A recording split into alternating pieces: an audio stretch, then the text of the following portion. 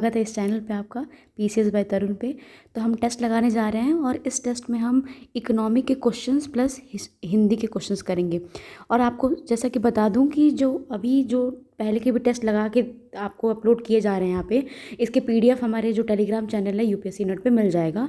और अभी तक हमने बहुत सारी चीज़ें कर ली हैं हिस्ट्री हिंदी के साथ और पॉलिटी के साथ, बहुत सारे इसमें हिंदी तो हो ही रहा है, इंक्लूड किया जा रहा है क्योंकि आपको हिंदी की प्रैक्टिस करनी है 60 क्वेश्चंस के लिए। ठीक है, तो चलिए शुरू करते हैं बिना किसी देरी के।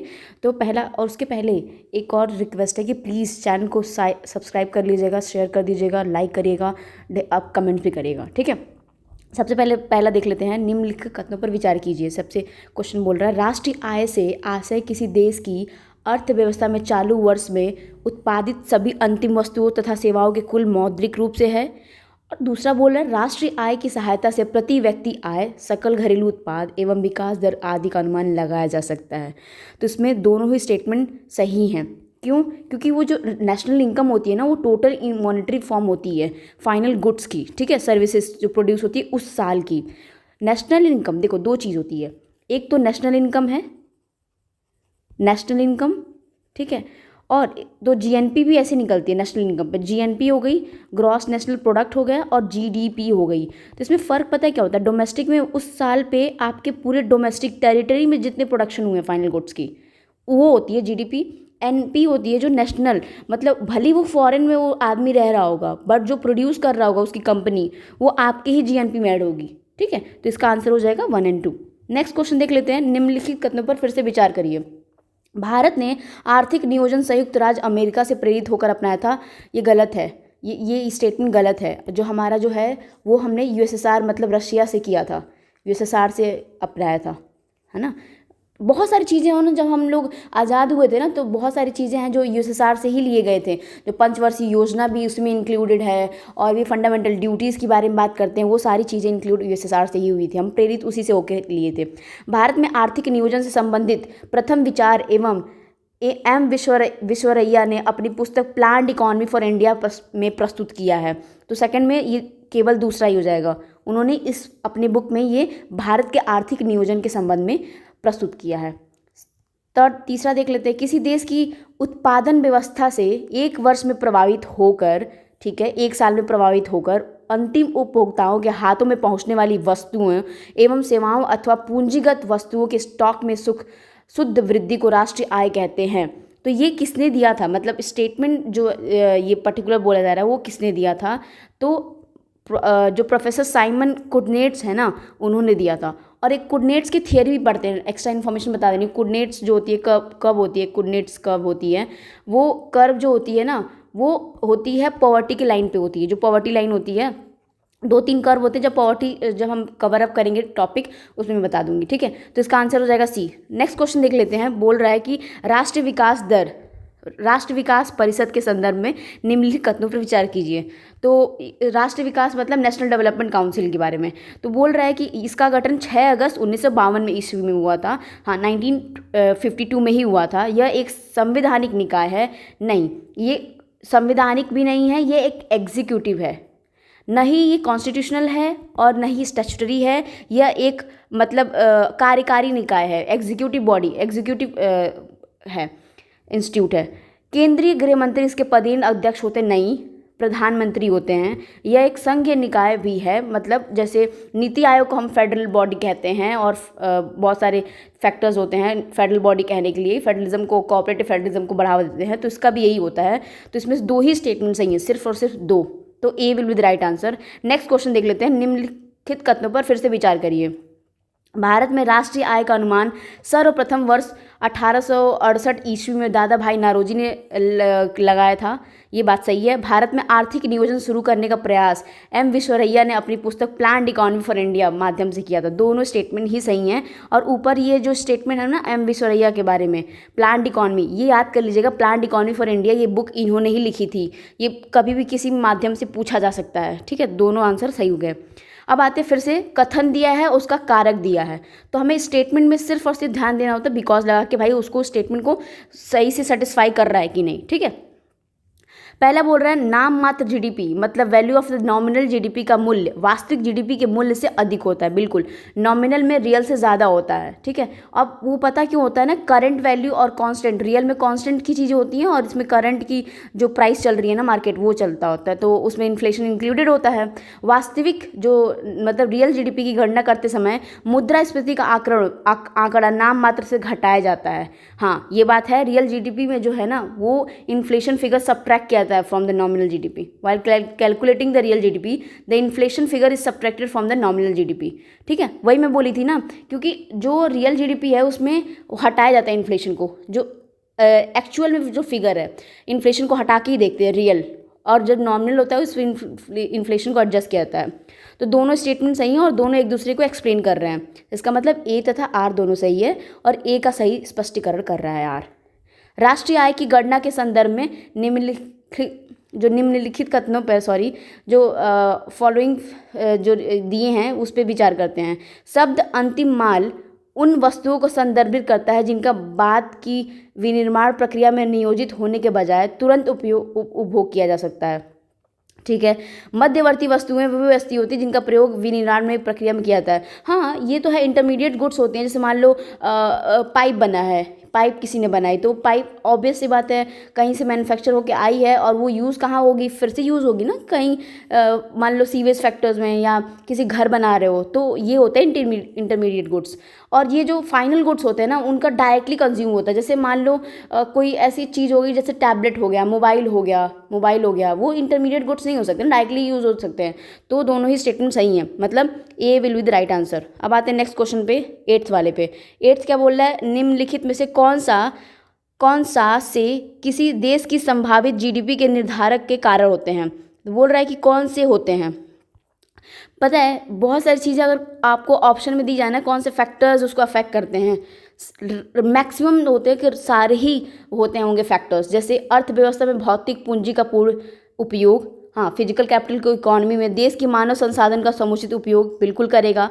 जीडीपी को निर्धारित करना होता है ना डोमेस्टिक का, उत्पादन से जुड़े विभिन्न कार्यों का उच्च क्षमता, हाँ, फुली कैपेसिटी का, राजनीतिक स्थिरता बिल्कुल। अगर कोई भी अगर कंट्री में अगर मान लो देखो ना पॉलिटिकल स्टेबिलिटी रहती है ना, तो कंट्री अच्छा परफॉर्म करता है हमेशा। तो ये सारे ही हो जाएंगे, B will be the right answer. अब नेक्स्ट क्वेश्चन देख लेते हैं। निम्नलिखित जो है उसमें कथनों पर फिर से विचार कीजिए। व्यक्तिगत जो आय होती है, जो बोल रहा है व्यक्तिगत आय है, वो क्या है, व्यक्तिगत आय की गणना करते समय किसी अंतरण भुगतान को राष्ट्रीय आय में घटाया जाता है। मतलब वो बोल रहा है जो पर्सनल इनकम होती है, कोई भी ट्रांसफर पेमेंट को डिडक्ट किया जाता है नेशनल इनकम से, ऐड किया जाता है। ये गलत है स्टेटमेंट, ये स्टेटमेंट गलत है। राष्ट्रीय आय का अर्थ है एक वित्तीय वर्ष में किसी राष्ट्र द्वारा उत्पादित वस्तुओं और सेवाओं का मौद्रिक मूल्य। बिल्कुल सही है, पूरे एक साल में राष्ट्रीय आय का मतलब, ऊपर भी नेशनल इनकम का सबसे पहला क्वेश्चन तो यही था ना, ठीक है, तो पहला वाला हो जाएगा, केवल 2। अब आते हैं नेक्स्ट क्वेश्चन में। निम्नलिखित कथनों पर फिर से विचार करिए। सकल राष्ट्रीय उत्पाद किसी देश के आर्थिक उत्पादन के बराबर है जो उसे नागरिक विशेष रूप से उत्पादित करते हैं। ठीक है, वर्तमान में भारत के सकल घरेलू उत्पाद में सेवा क्षेत्र का योगदान 50% से ऊपर है, और ये बात सही भी है, 50% से ऊपर है। दोनों स्टेटमेंट सही हो जाएंगे, क्यों, क्योंकि ये 53% है, अप्रॉक्स 53% सर्विस सेक्टर्स का, बहुत ज़्यादा हो गया है। तभी हमारी जो गवर्नमेंट है ना, वो प्राइमरी सेक्टर्स जो होती हैं, जो एग्रीकल्चर चीज़ों को, उसको भी बढ़ावा दे रही है सर्विस सेक्टर के साथ साथ। ठीक है, नेक्स्ट क्वेश्चन देखते हैं। सकल घरेलू उत्पाद के संदर्भ में निम्नलिखित कथनों पर विचार करिए। मतलब फॉलोइंग स्टेटमेंट देखते हैं। जीडीपी के बारे में बोल रहा है, इसकी गणना में गैर नागरिकों द्वारा स्थानीय रूप से उत्पन्न आय को सम्मिलित किया जाता है। इसकी गणना में नागरिकों द्वारा विदेशों से भेजे गए प्रेषण को सम्मिलित किया जाता है। तो 11th का ये विदेशों के साथ है, तो दोनों स्टेटमेंट गलत हैं। जीडीपी का जो जीडीपी होती है ना, वो विशिष्ट समय पर देश की सीमा जो होती है, मैंने बोला ना जीडीपी मतलब ग्रॉस डोमेस्टिक प्रोडक्ट, तो डोमेस्टिक देश की जो टेरिटरी है उसके अंदर जो सेवाएं और वस्तुएं अंतिम जो की जा रही है ना, उसको लिया जाएगा। और देश में रहने वाले विदेशियों की आय शामिल तो होती है, ठीक है, देश में रह रहा है ना, बाहर का कोई अगर आदमी यहाँ पे रह रहा है और यहीं पर टेरिटरी में हमारे ही जो प्लेस पे लैंड पे बना रहा है ना, तो उसको भी इंक्लूड करेंगे। बट जो ट्रांसफर्स होते हैं ना, जो हमारे बाहर से आते हैं, उनको इंक्लूड नहीं किया सकता इसमें। तो दोनों स्टेटमेंट गलत हैं, है ना, न तो 1 न तो ही 2। भारत में राष्ट्रीय आय की गणना कौन करता है? राष्ट्रीय मतलब नेशनल स्टैटिस्टिकल ऑफिस करता है, राष्ट्रीय सांख्यिक कार्यालय किया करता है। 13 देख लेते हैं हम। बोल रहा है पर्सनल डिस्पोजेबल इनकम के बारे में बोल रहा है, ठीक है, पर्सनल डिस्पोजेबल इनकम के बारे में बोल रहा है। इसके तात्पर्य उस धन से है जो करों, मतलब टैक्स को हटा दो, करों और अन्य दायित्वों के भुगतान के बाद आता है, ठीक है, ये बात सही है। जो आप टैक्स पे कर लेते हो ना नेशनल इनकम में से, जो बचता है वो आपका पर्सनल डिस्पोजेबल इनकम होता है। आप उसका जो भी करो, सेव करो, या मुख्य रूप से व्यक्तियों और परिवारों द्वारा उपभोग और बचत के लिए रहता है, बिल्कुल वो आपके पर्सनल यूज़ के लिए होता है। दोनों स्टेटमेंट सही हैं। अब आते हैं नेक्स्ट क्वेश्चन पे, 14th पे बोल रहा है निम्नलिखित में से किसे राष्ट्रीय आय लेखांकन का जन्मदाता माना जाता है। तो यहाँ पे कंफ्यूजन हो सकता है क्योंकि आपको एडम स्मिथ भी दिख रहे हैं, तो एडम स्मिथ ऑप्शन में इसीलिए परोसा गया है कि आप मार दीजिए आंसर को। इसमें साइमन कोऑर्डिनेट्स होंगे, जो अभी ऊपर मैंने बता के आई हूँ कि पॉवर्टी की लाइंस को भी जो उन्होंने बताया था ना, उन्होंने किया था राष्ट्रीय आय लेखांकन को, मतलब नेशनल इनकम अकाउंटिंग को। एडम स्मिथ जो है ना कैपिटलिस्ट इकोनॉमी को चीज़ों को बताए थे। कैपिटलिस्ट कौन सी चीज़ों को? कैपिटलिस्ट इकोनॉमी को बताए थे। अब आते हैं नेक्स्ट क्वेश्चन पे, संयुक्त राष्ट्र विकास कार्यक्रम के संदर्भ में निम्नलिखित कथनों पर विचार कीजिए। इसकी स्थापना जो हुई थी 1965 में संयुक्त राष्ट्र महासभा द्वारा की गई थी। इसका मुख्यालय जेनेवा में नहीं है, यही गलत है, न्यूयॉर्क में है। कहाँ है? न्यूयॉर्क में। वो तो स्थापना दिवस सही है, जो राष्ट्रीय जो यूएनडीपी का जो प्रोग्राम है 1965 में हुआ था, तो केवल 15 का ए ही आंसर हो जाएगा। अब देखते हैं नेक्स्ट चीज़ें एक और देख लेते हैं। यूएनडीपी जो होता है, यूएनडीपी और एसडीपी मिलके ना ह्यूमन डेवलपमेंट इंडेक्स निकालते हैं, एसडीआई, ठीक है, ह्यूमन डेवलपमेंट इंडेक्स को ये लोग निकालते हैं। अब आते हैं नेक्स्ट क्वेश्चन पे, यूएनडीपी तो हो गया ना। अब यूएन जो है, चलिए ठीक है, यूएन के बता देती हूँ। यूएन के हमें पता है ना कि जो ऑर्गेनाइजेशंस होते हैं 6 हैं, और 1945 में हुआ था यूएनडीपी में, यूएन का मतलब यूनाइटेड नेशन की बात कर रही हूँ मैं, संयुक्त राष्ट्र। उसमें क्या था, 6 ऑर्गेनाइजेशन है ना, कौन कौन से हैं हमें पता नहीं। यूएनजीए हो, यूएन जनरल असेंबली है, यूएनएससीएस सिक्योरिटी काउंसिल है, फिर आईसीजे है, इंटरनेशनल कोर्ट ऑफ जस्टिस है, इकोसो है, इकोनॉमिकल और सोशल कॉज के लिए बनाया गया है। तो ये सारे हैं, ठीक है। अब आते हैं नेक्स्ट क्वेश्चन पे, 16 पे, अर्थव्यवस्था के प्राथमिक जो प्राइमरी सेक्टर क्षेत्र के संदर्भ में निम्नलिखित कथनों पर विचार कीजिए। इसके अंतर्गत अर्थव्यवस्था के प्राकृतिक क्षेत्रों का लेखांकन किया गया है, बिल्कुल ठीक है। इसे प्राय कृषि एवं संबंध क्षेत्र कहा जाता है, वही तो बोला मैंने, प्राइमरी जो सेक्टर्स होते हैं एग्रीकल्चर और अलाइड सेक्टर्स को बोलते हैं। गोल्ड कॉलर प्रोफेशनल्स को शामिल किया जाता है, ये गलत है, गोल्ड कॉलर्स नहीं होते हैं, हमें पता है, ये कुछ ज़्यादा हाई फाई चीज़ें बोले जा रहा है, सर्विस सेक्टर्स को गोल्ड कॉलर्स कहते हैं। तो तीसरे को एलिमिनेट करते ही हमें आंसर मिल जाएगा, 1 और 2 will be the right answer. Next question देख लेते हैं, अर्थव्यवस्था के तृतीय मतलब टर्शरी सेक्टर्स की बात कर रहा है, के संदर्भ में निम्नलिखित कथनों पर विचार करिए। इस क्षेत्र में होने वाली आर्थिक क्रियाओं के द्वारा अमूर्त वस्तुएं प्रदान की जाती हैं। इस क्षेत्र को सेवा क्षेत्र भी कहा जाता है, बिल्कुल सही है। इंटेंजिबल गुड्स भी किया जाता है, और सेक्टर्स को सर्विस सेक्टर भी कहा जाता है, ठीक है, टर्शरी को। दोनों स्टेटमेंट राइट हो जाएंगे। अब आते हैं 18th वाले पे। 18th क्या बोल रहा है पूंजीवाद अर्थव्यवस्था मतलब कैपिटलिस्ट इकोनॉमी के बारे में बात बोल रहा है कि फिर से निम्नलिखित कथनों पर विचार कीजिए। इस प्रकार की अर्थव्यवस्था में उत्पादन के साधनों पर सार्वजनिक स्वामित्व पाया जाता है। इसकी विचारधारा एडम स्मिथ की पुस्तक the wealth of the Nations में प्रस्तुत की गई है, और ये दोनों के दोनों स्टेटमेंट 18th की राइट हो जाएंगे। बस दोनों स्टेटमेंट नहीं होंगे, इसकी एडम स्मिथ वाली सही हो जाएगी। इसने बोला कि इस टाइप इकोनॉमी में पब्लिक ओनरशिप नहीं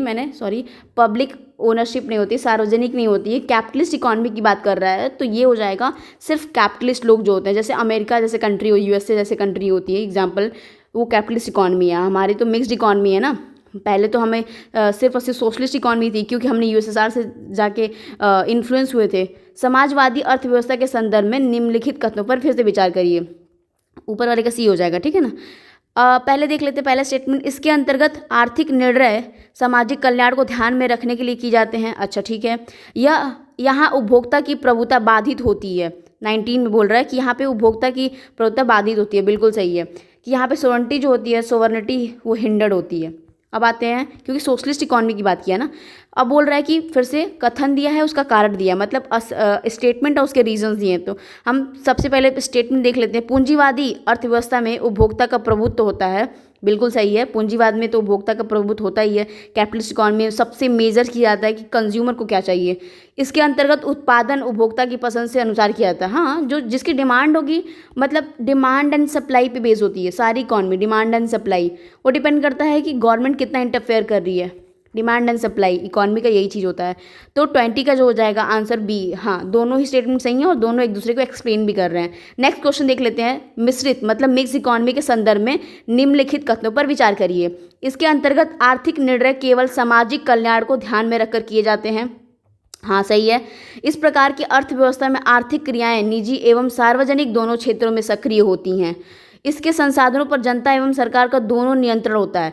तो स्टेटमेंट 21 में जो मिक्स्ड इकॉनमी होती है तो वो दो ही स्टेटमेंट सही हैं। कौन कौन से? मिश्रित में बोल रहा है कि economic desire keeping the social welfare, तो सही है, सोशल वेलफेयर को, और economy both private and public sector, in both public और government have the control resources में, तो ये तो चीज़ सही दिया है। ठीक है, अरे मतलब सॉरी मिक्स्ड इकॉनमी बात कर रहा है ना, तो मिक्स्ड इकॉनमी में सिर्फ और सिर्फ माइंड एक ही सोशल, केवल गलत है, ओनली वाला गलत हो जाएगा फैक्टर, ओनली में नहीं, ओनली जो बोल दिया ना यहाँ पे गलत हो गया, बोथ दोनों को। और बेसिकली जो हमारा मिक्स्ड इकॉनमी है ना, हम मिक्स्ड इकॉनमी पे है ना, तो कैपिटलिस्ट इकॉनमी को भी फॉलो करते हैं और सोशलिस्ट को भी। तो सिर्फ और सिर्फ सामाजिक को नहीं देख के होता है, कैपिटलिज्म की देखना होता है कि भाई उसका क्या ग्रोथ होगा। तो दो स्टेटमेंट सही हो जाएंगे, 2 और 3। इसीलिए मैं सोचूं कि संसाधनों पर जनता एवं सरकार का दोनों नियंत्रण होता है। ठीक है, नेक्स्ट क्वेश्चन देख लेते हैं 22वां। आर्थिक समृद्धि के संदर्भ में निम्नलिखित कथनों पर विचार करिए। बोल रहा है कि इसके अभिप्राय निश्चित समय अवधि में किसी अर्थव्यवस्था में होने वाली वास्तविक आय से वृद्धि से है। ठीक है, हाँ है। यह एक अल्पकालीन प्रक्रिया है एवं निश्चित समय अवधि के लिए होने वाला परिवर्तन है। ठीक है, आर्थिक विकास की तुलना में यह संकीर्ण अवधारणा है, नैरोअर कॉन्सेप्ट है इकोनॉमिक डेवलपमेंट के संदर्भ में, क्योंकि जो इकोनॉमिक ग्रोथ होता है, तो जो इकोनॉमिक ग्रोथ होता है वो क्वांटिटेटिव है, क्वांटिटेटिव जिसको दिखता है कि आपका ग्रोथ हो रहा है। पर जो इकोनॉमिक डेवलपमेंट है, डेवलपमेंट याद रखना, ये क्वालिटेटिव है, क्वालिटेटिव, और वो चीज़ दिखती नहीं है। ठीक है, तो ये स्टेटमेंट, तीनों ही स्टेटमेंट सही हो जाएंगे इसके। तो B will be right answer. अर्थव्यवस्था में के सार्वजनिक क्षेत्र के संदर्भ में निम्नलिखित कथनों पर फिर से विचार करिए। 23 बोल रहा है, इस क्षेत्र में सरकार द्वारा प्रत्यक्ष या परोक्ष रूप से कंपनियां चलाई जाती हैं। हाँ ठीक है, ये स्टेटमेंट तो सही है। ठीक है, और तेल एवं प्राकृतिक गैस निगम लिमिटेड भारत में सार्वजनिक क्षेत्र की कंपनी है। हाँ, सार्वजनिक क्षेत्र की कंपनी है, पब्लिक सेक्टर कंपनी है, तो दोनों स्टेटमेंट सही हो जाएंगे, दोनों ही सही हैं। ठीक है, और नेक्स्ट क्वेश्चन देखते हैं। 24 बोल रहा है कि निम्नलिखित कथनों पर फिर से विचार करिए। जिन अर्थव्यवस्थाओं में आर्थिक विकास या लोगों के रहन सहन का स्तर काफ़ी नीचे होता है उसे अल्प विकसित अर्थव्यवस्था कहते हैं। ठीक है, जो लिविंग स्टैंडर्ड होती है अगर थोड़ा लेवल कम होता है ना, वेरी लो, तो अंडर डेवलप्ड कंट्री कहते हैं। जापान एक अल्प विकसित अर्थव्यवस्था वाला देश है। बिल्कुल गलत है भाई, कौन से नजरिए से देखा जा रहा है? 24 का राइट आंसर हो जाएगा, सिर्फ और सिर्फ पहला वाला स्टेटमेंट सही है, केवल 1। खुली अर्थव्यवस्था के संदर्भ में निम्नलिखित कथनों पर विचार करिए, मतलब ओपन इकोनॉमी के बारे में बोल रहा है। यह अर्थव्यवस्थाएं विश्व के अन्य देशों के साथ वस्तुएं एवं सेवाओं के व्यापार एवं निवेश के लिए स्वतंत्र नहीं होती हैं। ओपन इकोनॉमी की बात कर रहा है, और ये स्टेटमेंट गलत है। क्यों नहीं होती हैं? ओपन इकोनॉमी में सारी चीज़ें होती हैं। ये अर्थव्यवस्थाएं जिनका अन्य अर्थव्यवस्थाओं के साथ कोई आर्थिक संबंध नहीं होता, गलत है। वो जो हमारे एलपीजी रिफॉर्म आया था, वो चीज़ इसी को होती है ना, लिबरलाइजेशन, प्राइवेटाइजेशन, ग्लोबलाइजेशन। तो C will be the right answer, ना तो 1 है ना तो 2 है। निम्नलिखित में से कौन से चर आर्थिक समृद्धि को प्रदर्शित करता है? मतलब इकोनॉमिक ग्रोथ की बात बोल रहा है। तो इकोनॉमिक ग्रोथ में ऊपर देख के है ना कि जीडीपी को, जो क्योंकि ग्रोथ जिसको मेजर कर सकते हो वो आप इकोनॉमिक ग्रोथ में डालोगे। प्रति जो पर कैपिटा इनकम होती है, और आती नेशनल इनकम भी होगी। बेरोजगारी का दर नहीं होता। ठीक है, तो ये नहीं हो जाएगा, 1 2 3 will be the right answer, क्योंकि बेरोजगारी का दर होता है जो वो होता है क्वालिटेटिव, रिप्रेजेंट करता है आपकी इकोनॉमी। निम्नलिखित में से कितने भारत के मान्य प्राप्त महारत्न उद्यम हैं? तो भेल भी है, गेल भी है, पीएफसी है, रैक भी है, तो सारे के सारे हैं, चार हैं। ठीक है, निम्नलिखित में से कौन से आर्थिक समृद्धि, मतलब इकोनॉमिक ग्रोथ के और इकोनॉमिक डेवलपमेंट के बीच में कौन सा फैक्टर अफेक्ट करता है? ठीक है, तो मेन चीज़ होता है, मैंने बोला ना कि अफेक्ट की जो भी चीज़ें आएंगी कि ये इसको अफेक्ट करता है कि नहीं, तो सारे अफेक्ट करते हैं। तो सारे अफेक्ट करते हैं, क्यों? पूंजी निर्माण का दर भी करेगा, प्राकृतिक संसाधनों का उपलब्ध जो होगा, नेचुरल रिसोर्स, उतनी डेवलपमेंट, इकोनॉमिक ग्रोथ भी होगी। विदेशी व्यापार की स्थितियाँ, नीतियाँ, पॉलिसीज जो फॉरेन ट्रेड में हम जो कर रहे हैं कि भाई अगर ऊपर नीचे होता है तो तेल के दाम बढ़ जाते हैं। कृषि का विक्रय अधिदेश, सेल ऑफ द जो एग्रीकल्चर का होगा वो भी करेगा। तो ये हो जाएगा ए statement will be the right answer. फिर से कथन और कारक दे दिया है 29 में, और बोल रहा है कि उसको बताओ। किसी देश की अर्थव्यवस्था में वृद्धिशील पूंजी उत्पाद अनुपात ICOR का कम होना लाभदायक प्रगतिशील होता है। अच्छा, ICOR के कम होने से कम पूंजी और निवेश में अधिक उत्पादन प्राप्त होता है। तो ये स्टेटमेंट दोनों ही सही है, क्योंकि जितना ICOR मतलब कम होगा वो उतना ही अच्छा होगा, क्योंकि जितना इनपुट, जैसे ICOR मतलब होता है वो जितना हम कैपिटल लगा रहे हैं, मान्य कि टोटल कैपिटल ये है और हम खूब कैपिटल लगाए जा रहे हैं, पर हमारा आउटपुट सही नहीं निकल रहा है, आउटपुट जो है बहुत ज़्यादा नहीं हो रहा है। तो ये तो बोला जितना कम इनपुट लगाएं, मतलब लेस रिसोर्सेज में हम आउटपुट मैक्सिमाइज कर सके, मेन चीज़ ये होगा। तो लेस रिसोर्सेज की बात करना, कम से कम होना लाभदायक है प्रगतिशील में, तो वही स्टेटमेंट ये बोल रहा है। और दोनों एक दूसरे को कर रहे हैं कि स्टेटमेंट व्याख्या भी कर रहे हैं एक दूसरे की। मानव विकास सूचकांक के संदर्भ में निम्नलिखित कथनों पर विचार करिए, तीसरा बोल रहा है। ठीक है, अब देखते हैं UNDP के बारे में। इसे संयुक्त राष्ट्र विकास कार्यक्रम द्वारा जारी किया जाता है, ये स्टेटमेंट सही है। पहला मानव विकास सूचकांक 1990 में किया गया था, दोनों स्टेटमेंट सही हैं, ये भले ही फैक्चुअल है पर दोनों स्टेटमेंट सही हैं। अब देखो, जो हमारे ह्यूमन डेवलपमेंट रिपोर्ट आती है ना, उसमें 3 फैक्टर्स होते हैं जो UNDP करता है। ह्यूमन डेवलपमेंट रिपोर्ट आती है SDI, उसमें 3 फैक्टर्स होते हैं। कौन? एक तो हमारी जो जन्म के समय जीवन प्रत्याशा, मतलब जो लिविंग चीज़ होती है वो लिविंग स्टैंडर्ड और लिविंग एबिलिटी वाला। सेकंड होता है स्कूली शिक्षा, मतलब हमारा एजुकेशन में भी एवरेज स्कूलिंग कितने साल गए हैं, average schooling, mean year schooling, और स्कूलिंग जो गई है वो, और अपेक्षित एक्सपेक्टेड कितने साल जाना चाहिए था स्कूलिंग। ठीक है, तीसरा होता है पर कैपिटा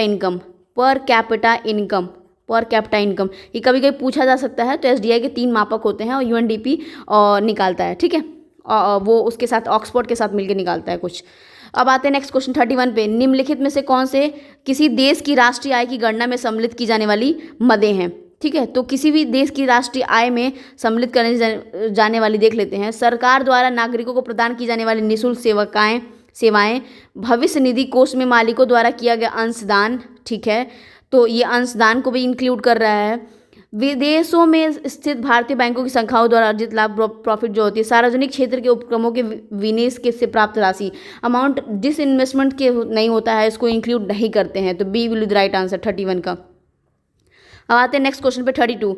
निम्नलिखित कथनों पर विचार कीजिए। वर्ष 1949 में प्रोफेसर PC महालनोबिस की अध्यक्षता से राष्ट्रीय आय समिति का गठन किया गया था। ये स्टेटमेंट सही है, बिल्कुल किया गया था P महालनोबिस ने। वर्तमान में राष्ट्रीय आय संबंधित आंकड़े राष्ट्रीय सांख्यिकी कार्यालय द्वारा संकलित और एवं जारी किए जाते हैं। हाँ, ऊपर हम देख के ही आए हैं, दोनों स्टेटमेंट सही है। नेशनल स्टैटिस्टिकल ऑफिस जो होता है वही ऑफिस करता है, अभी भी करता है। अब आते हैं नेक्स्ट क्वेश्चन पे 32 क्या बोल रहा है? निम्नलिखित में से फिर से निम्नलिखित कथनों पर फिर से विचार करिए। ठीक है, मूल लक्षण भारतीय अवस्था के कौन है? तो मूल लक्षण जो होते हैं भारतीय अर्थव्यवस्था के होंगे, देख लेते हैं।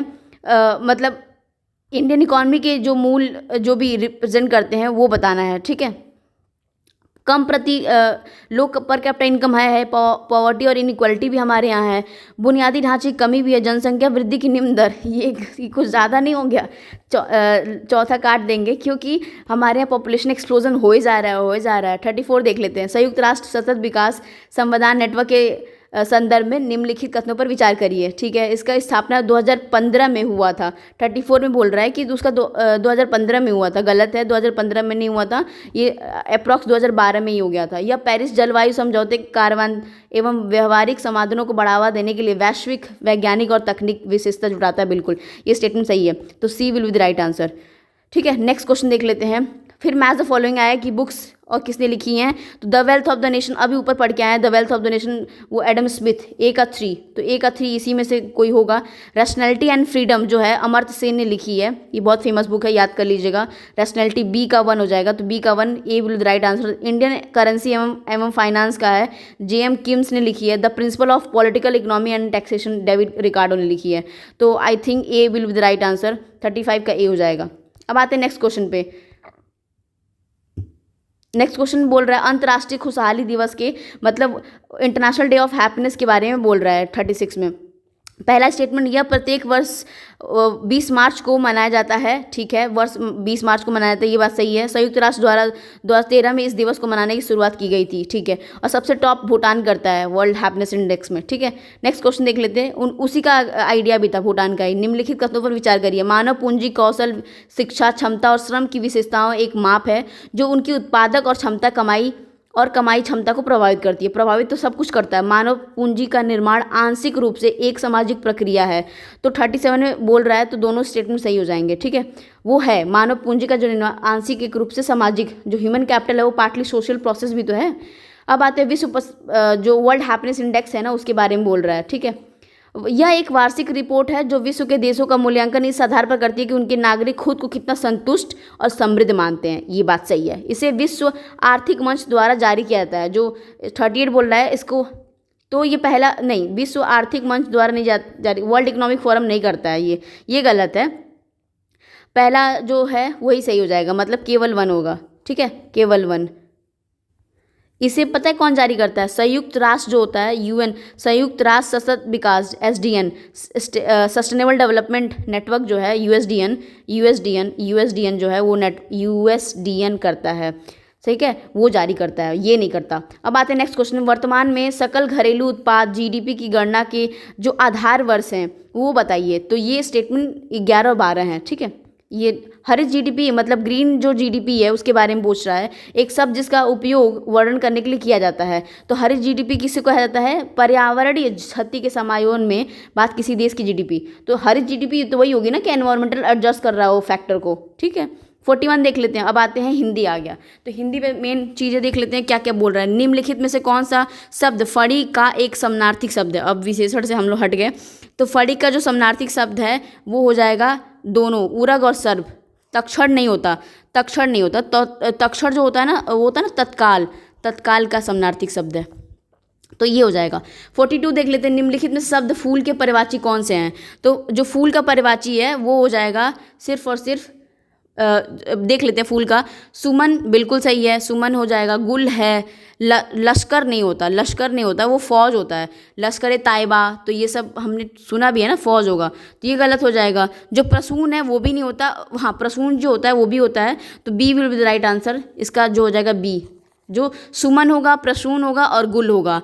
पुष्प, पहुप, मंजरी, एक मंजरी भी है वर्ड, मंजरी भी है, याद कर लीजिएगा, मंजरी भी पुष्प का है। गुल है, कुसुम है, कुसुम तो सबको याद रहती है। पुहूप जो है थोड़ा यूनिक वर्ड है, वो देख लीजिएगा। समानार्थी शब्दों की दृष्टि से निम्नलिखित में से कौन सा अन्य 3 से अलग है?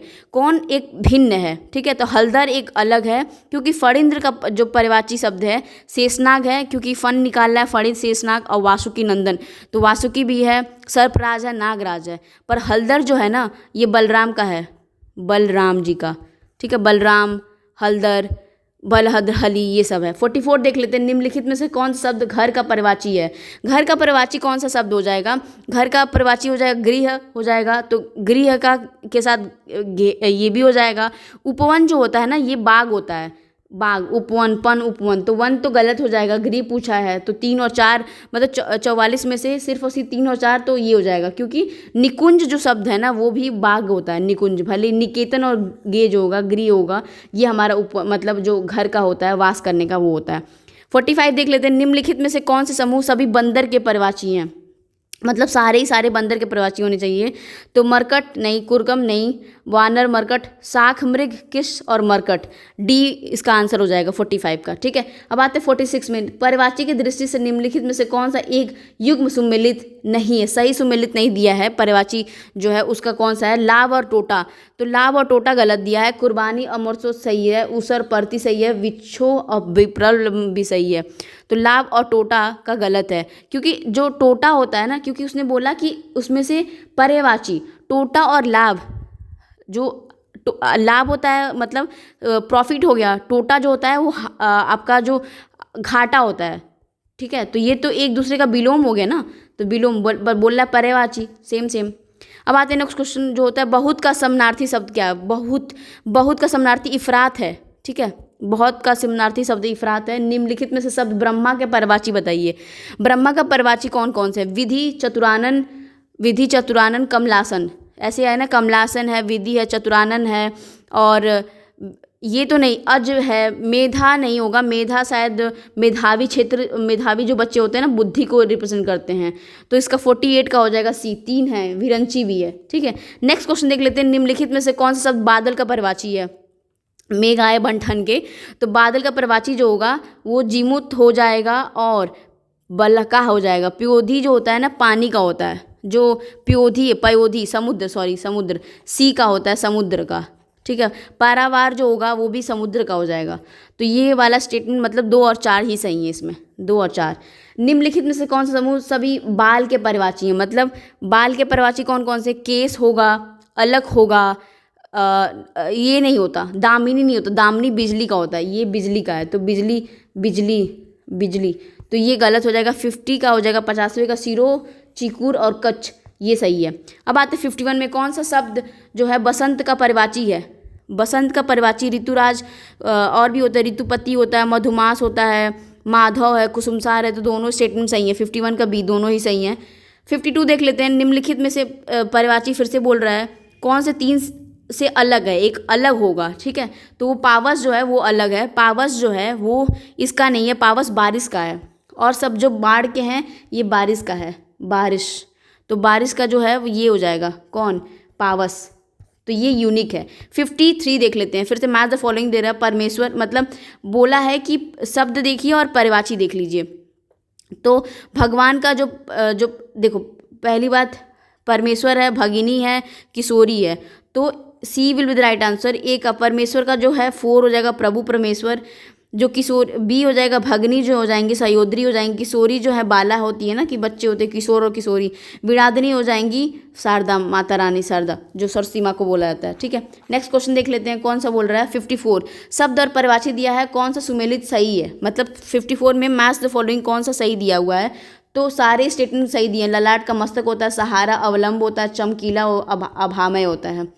परिवाची की दृष्टि से में से कौन सा निम्नलिखित तीनों से एक अलग है, सॉरी कौन सा एक अलग है, भरपाई है जो वो अलग है, क्यों, क्योंकि भरपाई जो होती है भुगतान का होता है, भुगतान किसका होता है, भरपाई भुगतान। सरल, निष्पट, निश्चल जो होता है ये भोला का होता है, कोई भोला होता है ना कि इनोसेंट आदमी। 56 देख लेते हैं, निम्नलिखित में से कौन सा एक शब्द भूखा का परिवाची है, मतलब भूखा जो है उसका परिवाची हो जाएगा, क्षुधातुर होता है, बुच्छित होता है, चालू सारे हो जाएंगे। निम्नलिखित में से शब्द भ्रमर के परिवाची का बताइए, भ्रमर, तो भ्रमर का जो हो जाएगा वो अली, मतलब भ्रमर जो होता है भंवरा होता है, तो अली जो होगा होगा ही। मधुकर, कुसुमेश जो होते हैं नहीं है, कुसुमेश जो है वो कामदेव को कहा जाता है। कंदर्प जो हो जाएगा वो भी नहीं है, द्विफ्रेफ हो जाएगा, तो 2 स्टेटमेंट ही सही हैं सिर्फ। भांड का परिवाची कौन सा नहीं है, भांड, तो 58 में भांड का बोल रहा है कौन सा नहीं है, तो सहोदर नहीं है। तो भांड का जो परिवाची होता है विदूषक है, जोकर है, तो जोकर होता है मस्करा, मस्करा जो मस्का लगाते हैं ना कि अरे यार ज़्यादा मजाक मत करो, मस्का मत लगाओ, तो वो विदूषक कोई भांड कोई परिवाची कहते हैं जोकर को। सहोदर नहीं है, क्योंकि जो सहोदर है वो भाई का होता है, तो भाई का होता है सहोदर, अग्रज जो छोटा भाई होता है, अनुज, सॉरी बड़ा भाई, अनुज, अग्रज, ये सारे होते हैं। नेक्स्ट क्वेश्चन 59 बोल रहा है, निम्नलिखित में से कौन सा मछली का परिवाची है, मछली का परिवाची है सफरी, मछली का परिवाची है सफरी। और ये वाला छज जो है सबको पता है, जल जीवन भी पता हो जाएगा, तो इसीलिए वो पूछेगा नहीं, मत्स्य भी पूछेगा नहीं, सफरी जो सफ़र करता हो, सफरी। निम्नलिखित में से कौन सा एक शब्द भिक्षुक का परिवाची है, भिक्षुक का परिवाची देख लेते हैं, तो वो भिखारी तो होगा ही होगा। सूम जो है देखो सूम जो होगा वो सिर्फ और सिर्फ कंजूस का होता है, सूम कंजूस का होता है, तो भिखारी का होगा ये हो जाएगा, याचक होगा, और मंगता भी होता है क्योंकि मांग रहा है ना, मंगता, भिखारी, भिखमंग, ये सारे होते हैं। 2 और 3 will be the right answer, मतलब सी हो जाएगा। अभी यहाँ पे हमारा टेस्ट कंप्लीट होता है। Thank you so much for watching, please do like share and subscribe channel. Thank you so much.